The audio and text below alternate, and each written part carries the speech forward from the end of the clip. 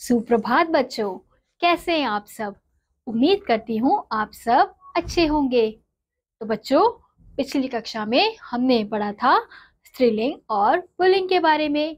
तो आज की कक्षा में हम पढ़ने वाले हैं अध्याय नंबर 6, जिसका शीर्षक है एक अनेक। तो बच्चों, इस अध्याय में हम जानेंगे एक और अनेक के बारे में। तो चलिए शुरू करते हैं। तो देखिए, पढ़िए और समझिए। तो सबसे पहले हमें यहाँ पे कुछ चित्र दिए गए हैं और उनके नीचे कुछ शब्द लिखे हुए हैं। तो जैसे यहाँ पे हमें एक पुस्तक का चित्र दिया है और यहाँ पे लिखा है पुस्तक, और वहीं दूसरी ओर हमें एक से अधिक पुस्तक का चित्र दिया हुआ है और नीचे लिखा है पुस्तकें। अगला है, हमें यहाँ पे एक पतंग का चित्र दिया हुआ है और यहाँ लिखा है पतंग, और उसी के नीचे हमें एक से अधिक पतंग का चित्र दिया हुआ है और उसके नीचे लिखा गया है पतंगे। आपने देखा, ऊपर दिए शब्दों पुस्तक तथा पतंग से उनकी संख्या एक तथा पुस्तकें एवं पतंगे शब्दों से उनकी संख्या एक से अधिक अर्थात अनेक होने का बोध हो रहा है। व्याकरण में इन्हें वचन कहते हैं। तो हमने यहाँ पे देखा कि जो हमें यहाँ पे चित्र दिए हुए थे और उनके नीचे जो शब्द लिखे हुए थे, वो शब्द चित्र में हमें जितनी चीजें दी गई है, अब यहाँ पे हमें एक पुस्तक दी गई है तो यहाँ पे शब्द क्या लिखा था, पुस्तक, और वहीं हमें एक से अधिक पुस्तकें दी गई थी तो पुस्तकें, और एक पतंग था तो पतंग, और एक से अधिक पतंग था तो पतंगे। तो इन शब्दों से हमें इन चीजों की, इन वस्तुओं की हमें संख्या पता चल रही थी। व्याकरण में इन्हें ही हम क्या कहते हैं, इन शब्दों को हम वचन कहते हैं। वह शब्द जो संख्याओं को बताते हैं। शब्द के जिस रूप से एक अनेक का बोध होता है, उस बोध होता हो उसे वचन कहते हैं। यानी कि हमें जिस शब्द से पता चलता है कि कोई चीज एक है या अनेक है, उसी को हम क्या कहते हैं, उन्हीं शब्दों को हम वचन कहते हैं। तो चलिए इसी के साथ आगे बढ़ते हैं। अब हम पढ़ेंगे वचन के भेद। हिंदी भाषा में वचन के दो भेद हैं। कौन कौन से?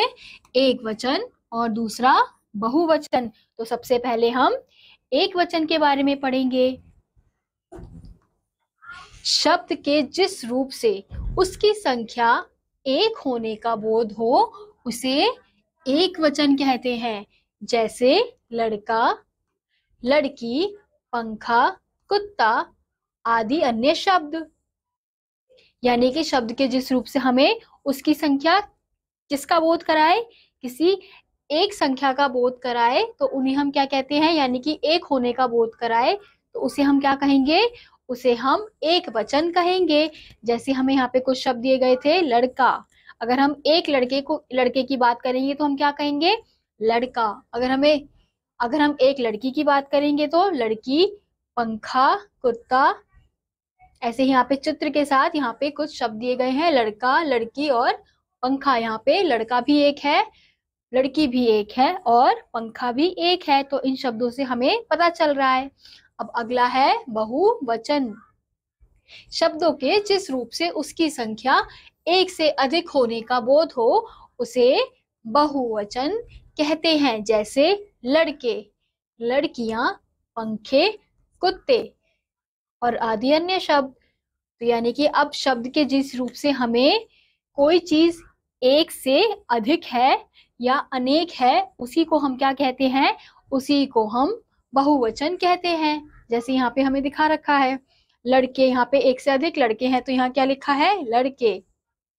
ऐसे ही लड़कियां लिखा है तो यहाँ पे एक से अधिक लड़कियां हैं। ऐसे ही यहाँ पंखे लिखा है तो हमें दिख रहा है कि यहाँ पे एक से अधिक पंखे हैं। अगर ये चित्र ना भी हो और अगर यहाँ पे सिर्फ पंखे लिखा होता तो हमें समझ आ जाता कि यहाँ पे एक से अधिक पंखों की बात हो रही है।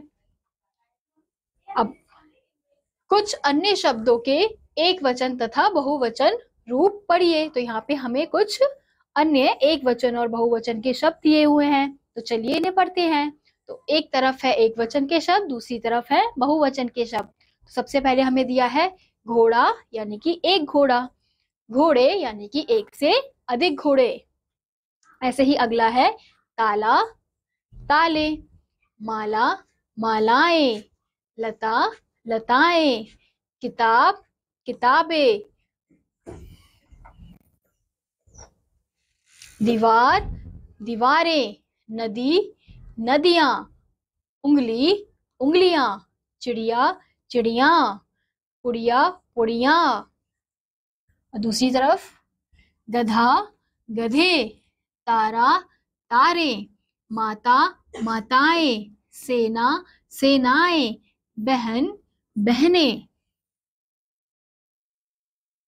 पतंग, पतंगे, मिठाई, मिठाइयाँ, स्त्री, स्त्रियाँ, गुड़िया, गुड़िया, बुढ़िया, बुढ़िया। तो हमने यहाँ पे देखा कि कुछ हमें यहाँ पे एक वचन और बहुवचन के शब्द दिए हुए हैं। तो एक वचन यानी कि किसी एक वस्तु, एक चीज, एक व्यक्ति, एक प्राणी, एक पशु की बात हो रही है। वहीं बहुवचन यानी कि एक से अधिक। अब एक से अधिक या तो वो 2 हो सकती है, या वो 3 हो सकती है, या वो 4 हो सकती है, लेकिन बहुवचन में एक से अधिक यानी कि 2 भी होगी तो वो किस में आएगी? वो बहुवचन में आएंगी। तो बच्चों, हमने सीखा एक अनेक का बोध कराने वाले शब्द के रूप को वचन कहते हैं। वचन के 2 भेद हैं, कौन कौन से? एक वचन तथा बहुवचन। तो इसी के साथ आज का ये पाठ यहीं समाप्त होता है। उम्मीद करती हूँ आपको ये अध्याय समझ आया होगा। मैं आपसे मिलूंगी अगली वीडियो में। तब तक के लिए नमस्कार।